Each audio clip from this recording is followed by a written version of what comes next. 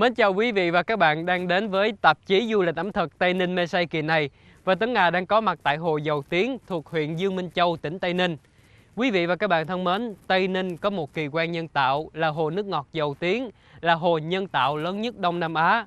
Hồ Dầu Tiếng giờ được ví như là viên ngọc xanh của cả vùng đồng bằng Đông Nam Bộ, cấp nước tưới tiêu cho cả vùng đồng bằng khô hạn này, cung cấp nước cho thành phố Hồ Chí Minh và đưa nước về một phần của tỉnh Long An.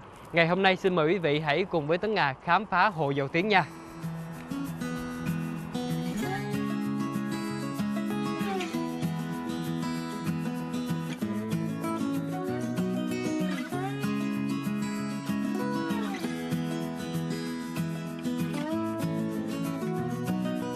Nhiệm vụ chính của hệ thống thủy lợi Hồ Dầu Tiếng là cấp nước cho sản xuất nông nghiệp, công nghiệp, phục vụ sinh hoạt và chống xâm nhập mặn cho hạ lưu sông Sài Gòn, sông Vàm Cỏ Đông thuộc các tỉnh Tây Ninh, Bình Dương, Long An và thành phố Hồ Chí Minh. Điều tiết giảm tối đa xả lũ nhằm chống ngập cho hạ lưu sông Sài Gòn.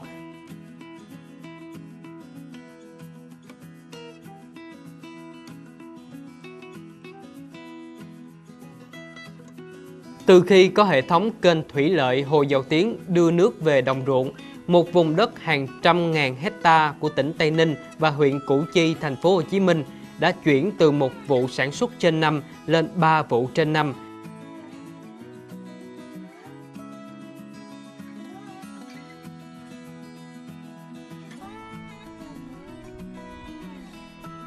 Năng suất lúa đạt 4 đến 5 tấn trên hecta mỗi vụ, góp phần đáng kể trong việc tăng thu nhập, nâng cao đời sống vật chất, tinh thần của người dân, làm thay đổi căn bản diện mạo nông thôn của toàn vùng.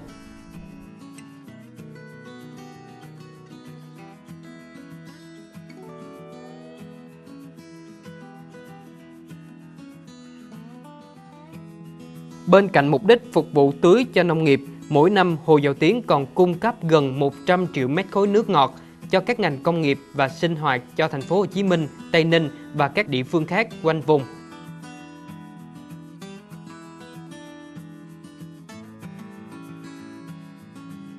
Cung cấp nguồn nước sạch cho người dân, cải thiện môi trường, an sinh xã hội.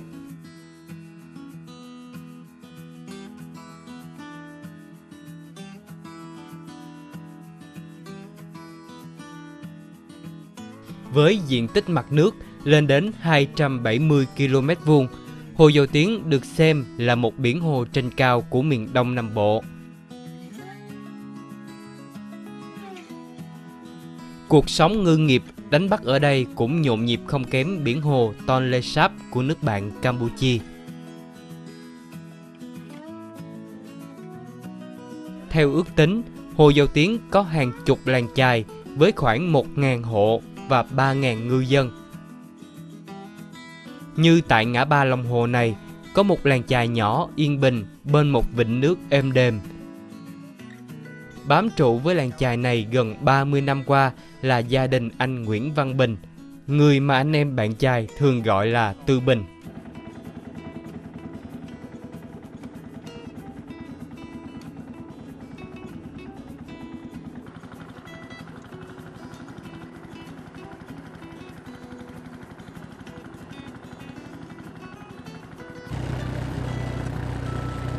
Anh Tư Bình trước làm nghề thả lưới như bao ngư dân khác, nhưng vài năm gần đây, khi Hồ Dầu Tiếng đón nhiều khách du lịch và con cá lăng là đặc sản, anh chuyển sang nghề giăng câu cá lăng.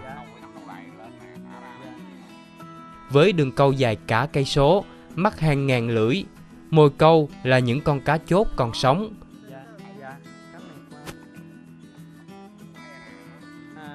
Anh Bình cho biết, mỗi ngày có thể kiếm được 5-7 kg cá đủ để trang trải cho gia đình.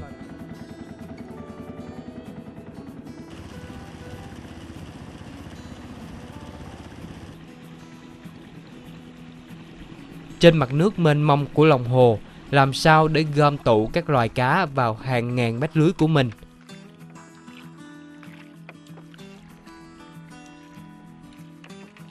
Từ sáng sớm, mặt hồ đã vang lên những nhịp chày giã nước. Những nhịp chày bằng cối gỗ Khi giã thật lật xuống mặt nước, chúng sẽ tạo ra những tiếng động không thua kém gì tiếng nổ, làm lũ cá hoảng sợ chạy tung tóe vào lưới.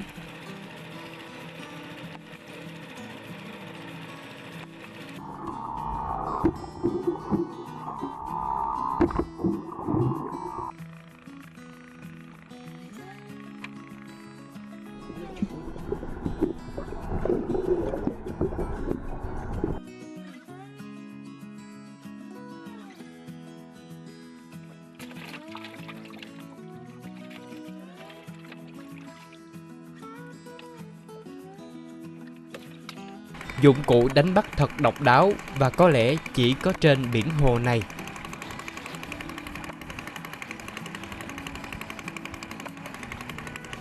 Có một cách nhẹ nhàng hơn để đuổi cá vào lưới, đó là sục khí dưới nước.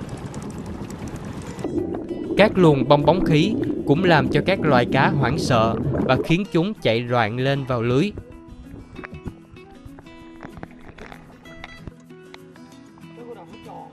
Thường thì các cách đánh bắt này sẽ giúp các ngư dân bắt được những con cá nổi như là cá phi, cá mè, cá thác lác. Mình có hay bắt cá rô biển không hay là mình không đánh cá rô biển? Không có đánh rô biển. Đánh rô biển là lưới khách.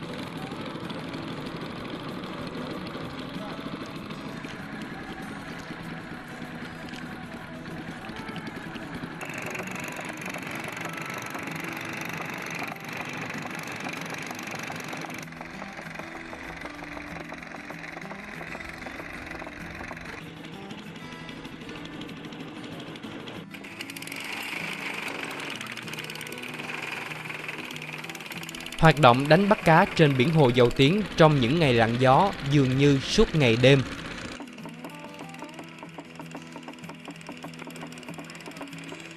Các ngư dân thường phải trông trời, trông sao, xem dự báo thời tiết rất kỹ mới ra hồ đánh bắt, bởi sóng gió bất chợt có thể đánh chìm ghe xuồng của họ giữa biển hồ mênh mông.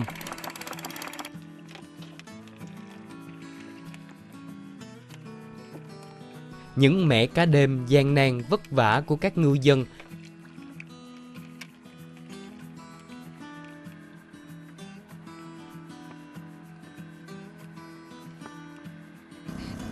không phải chờ đến sáng mới được tiêu thụ, mà có cả một chợ cá đêm ngay bên bờ hồ.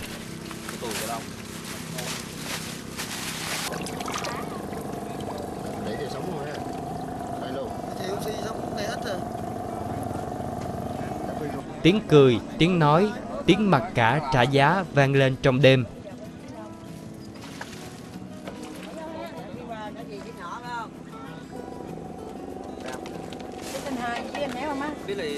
Mấy cá phi là bao nhiêu? Mấy cái cá phi hồi nãy Tất cả những hoạt động mua bán của ngư dân và các tiểu thương đều diễn ra dưới ánh đèn của những chiếc đàn thợ mỏ. Trông họ thật giống với những người công nhân khai thác mỏ, nhưng đây không phải là mỏ than mà là mỏ cá trên hồ.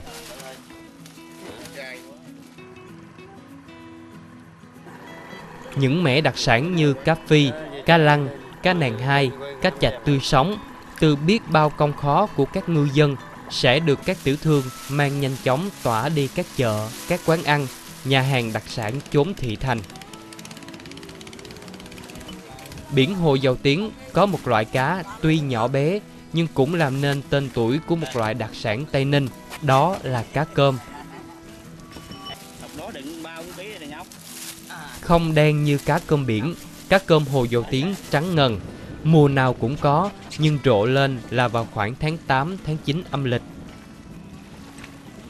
Cá cơm hồ Dầu Tiếng kho, chiên đều ngon và không kém cạnh với các loài cá cơm biển của Phan Thiết, Phú Quốc. Cá cơm hồ Dầu Tiếng cũng làm nên một loại đặc sản không vùng miền nào có được, đó là món mắm chua mà chúng ta sẽ tiếp tục khám phá qua phần món ngon dân dã.